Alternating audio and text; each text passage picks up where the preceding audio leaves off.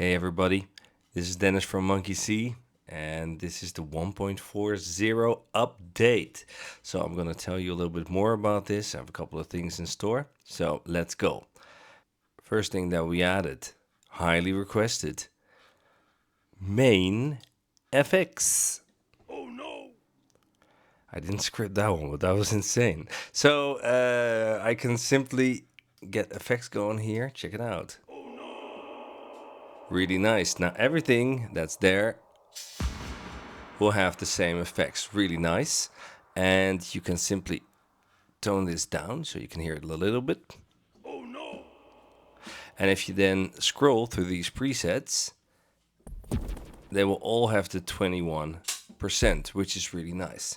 Now what we added is if you go out of here, there's still a green line underneath the main effects button, and that actually shows you that there's still modules active. So you can simply deactivate them like that, and then if you go out of here, you can see there's nothing active. So this is a really cool new feature, and we're really happy that we have it. Next up is the one-click export.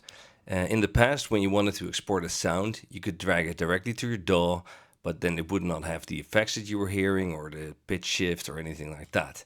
And clicking the export menu was basically what would give you what you wanted, but yeah, it's still extra clicks and everything like that. So what we did was this. When you, for instance, have a sound that's like has a lot of effects on it, you can now simply click here and you see that little thing happening there, and then what you hear is what you get. So now you can drag it to your DAW and everything is good. Now, sometimes a DAW can try to guess the BPM of that file and it will mess up your timing. So for that, we now also introduced this. If you go here, you can now say preserve tempo export. And this is exactly for when you have Ableton or Bitwig, and then the file will have the same BPM as what you're trying to export. So that's good. So there will be no any weird artifacts or anything like that. Super cool. Loop retime. You can now loop a part of a sample, and you can tell Rando then that this part in between here should equate to, I don't know, a bar.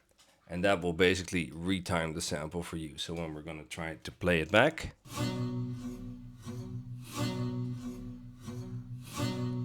really cool example. So yeah, that's really nice. Go experiment. It's really a lot of fun. Drag the sequencer. Sometimes you find out that the downbeat is a little bit off, right? So if we have, for instance, this loop, and in the old days you would have to do this. It was really annoying, right? So all I have to do now, this is the downbeat, where it is here. Yeah, and I can just take this now and drag it here, and boom. Oh yeah, that's it. Scales in Chromatic sequencer. So right now you finally can say, okay, I want to have my favorite chord and my favorite scale, and you can simply click generate, and then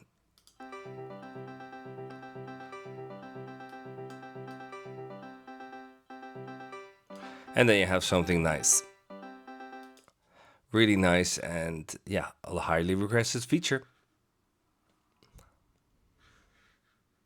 One other thing, you can now drag the notes into the chromatic sequencer as well. So you can just say, this needs to be a C, this needs to be there. So that finally works now the same as you're already used to in the other mode.